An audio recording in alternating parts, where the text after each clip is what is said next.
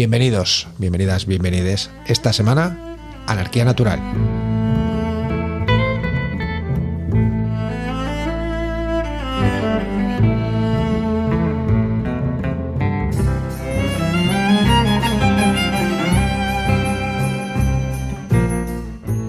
Tenemos al otro lado del teléfono a Joaco Escaso, autor del libro Anarquía Natural, teoría y práctica del naturismo libertario en el Estado español, publicado este mismo año por La Neurosis o las Barricadas, desde donde hace un recorrido por la historia del movimiento naturista y su encuentro e influencias mutuas con determinados sectores del movimiento anarquista español. Joaco, bienvenido a la Linterna de Diógenes. Muchas gracias, Arcaich. Encantado de estar aquí.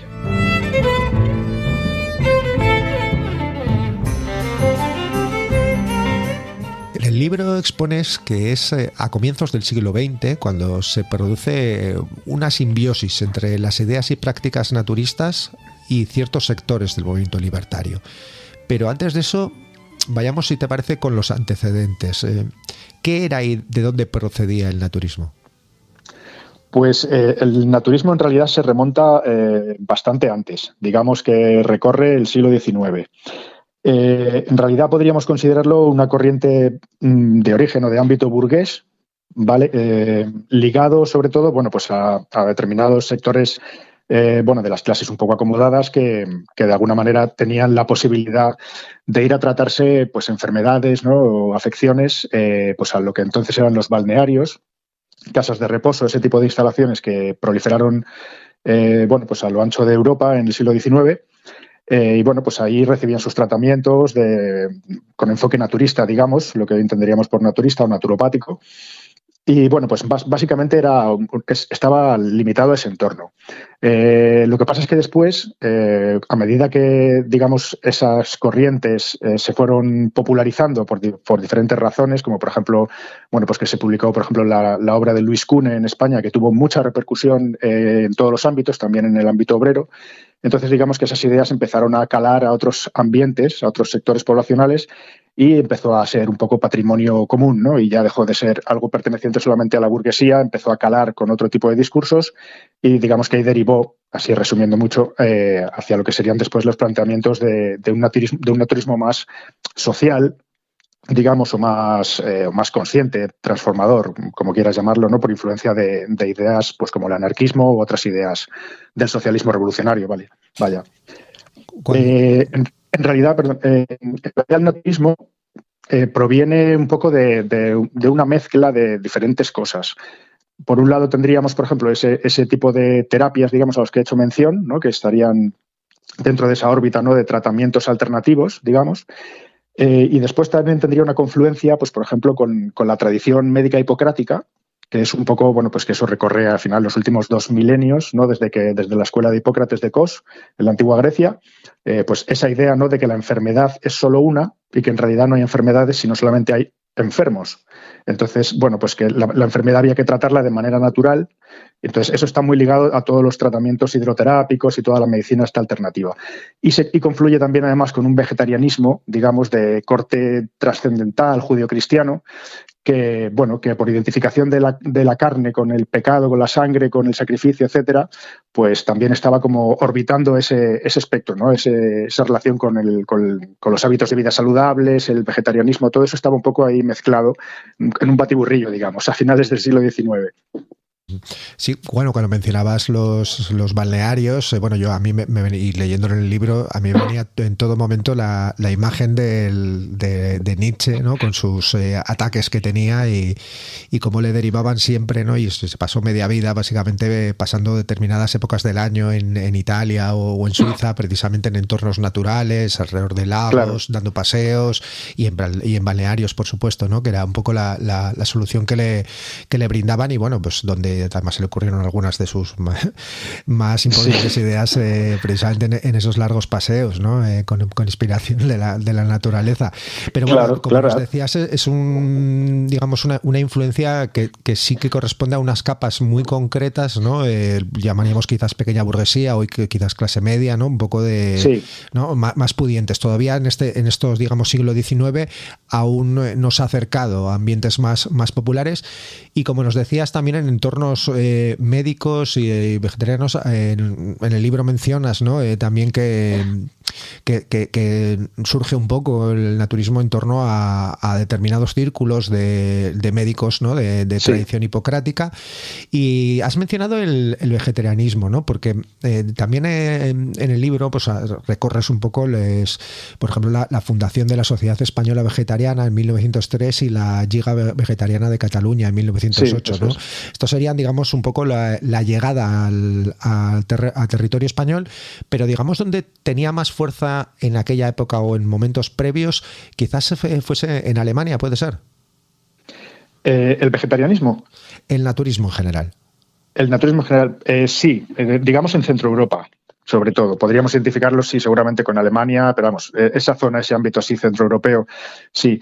Hay que tener en cuenta que a lo largo de la segunda mitad del siglo XIX se produce justo en esa zona lo que se llamó el movimiento de reforma de vida, que fue una reacción, digamos, no voy a decir de clase porque no fue de clase, pero bueno, digamos de los hijos de los burgueses o bueno, de los pequeños burgueses, bueno, pues contra una herencia de un estilo de vida que, bueno, pues que no les convencía, ¿no? Y que a raíz de todo el proceso industrial, ¿no? De la industrialización y todo lo que eso conllevaba, ¿no?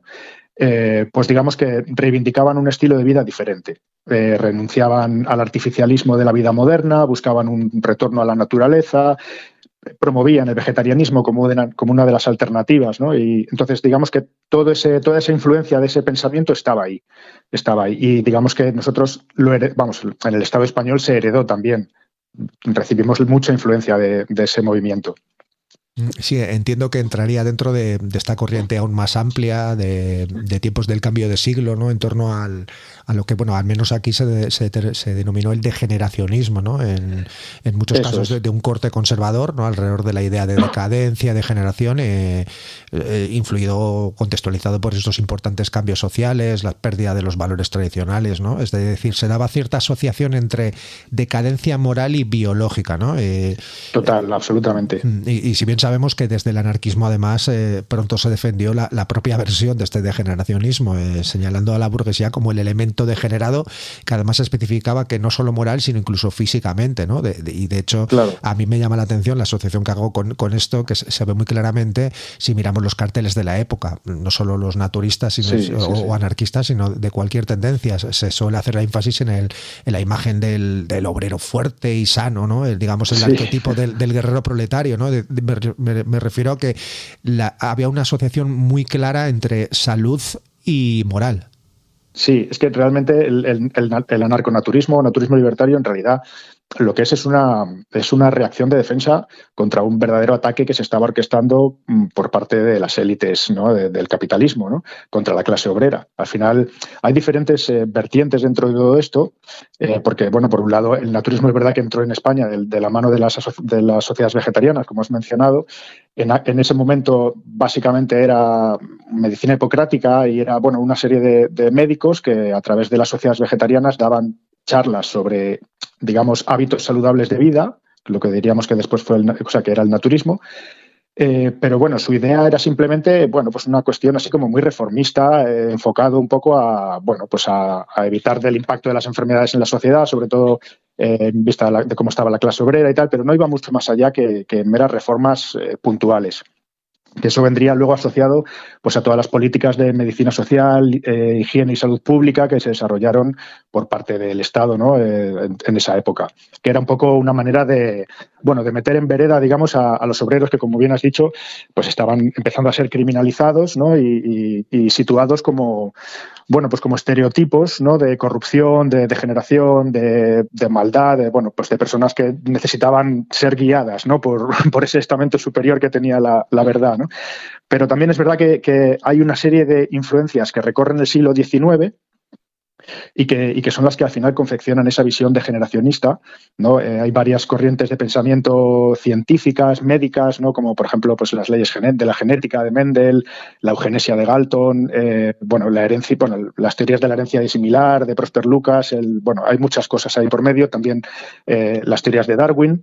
Todo eso estaba de alguna manera fluctuando así alrededor, y todo iba enfocado un poco en la misma dirección, que al final era pues este proceso del que te hablo de responsabilizar a los obreros de su estado de degeneración y justificarlo científicamente para poder desplegar desde el poder, desde el Estado, una serie de políticas correctivas, ¿no? Enfocadas un poco a decirle a los obreros, a la masa obrera, cómo tenían que vivir, al final para que fueran productivos, que es de lo que se trataba, ¿no? Para hacer funcionar las máquinas de la producción, ¿no? Bueno, antes de entrar en estas interconexiones con el anarquismo, bueno, insistir un poco precisamente en este contexto donde en esta idea de generación un poco que se plasmaba un poco en este corte de siglo, precisamente también no solo o relacionado con esto, ¿no? Desde esas digamos medidas, ¿no? Higienistas y demás, precisamente sí, con objeto de disciplinar y criminalizar un poco la disidencia y demás, asociándola directamente con la decadencia moral y demás. Sí, también está la vertiente nacionalista, ¿no? En este caso el caso alemán es, digamos, quizás es de los más conocidos, ¿no? Ese naturismo de origen alemán con esa vertiente nacionalista donde se identificaba naturaleza y salud con el arquetipo racial germano, ¿no? Es decir, hemos visto muchas veces fotos de nazis, ¿no? Y de época previa, cuando aún no existía el nazismo, digamos, oficial, pero jóvenes nacionalistas, digamos, en excursiones al campo, bañándose desnudos totalmente, y demás, donde digamos esa belleza era ese símbolo de superioridad racial, ¿no? Y la perfección, ese culto a la perfección física como una vía de regeneración nacional, ¿no? Esa relación. Aquí también sucedió. Sí. Aquí en España también sucedió, no sucedió así, evidentemente, tan fuerte como estás diciendo, pero en España tenemos el movimiento regeneracionista, que al final también está ligado a la idea de raza, pero aquí tenía la idea de raza tenía una lectura más, bueno, pues digamos de nacionalismo español. Y al final venía también un poco, pues llevaba ya por lo menos un siglo y medio así problematizándose esta cuestión de las dos Españas, ¿no? Y se había ido gestando una idea de decadencia identitaria en España, ¿no? Situando España como problema, ¿no? Que había que resolver. Y todo eso estaba ligado también a ese proceso de degeneración de las masas depauperadas, ¿no? Que habían sido desplazadas del campo a la ciudad y que vivían en condiciones infrahumanas y a las que al final se relacionaba con todas las problemáticas sociales, ¿no? De delincuencia, de marginalidad, de todo, ¿no? De inseguridad.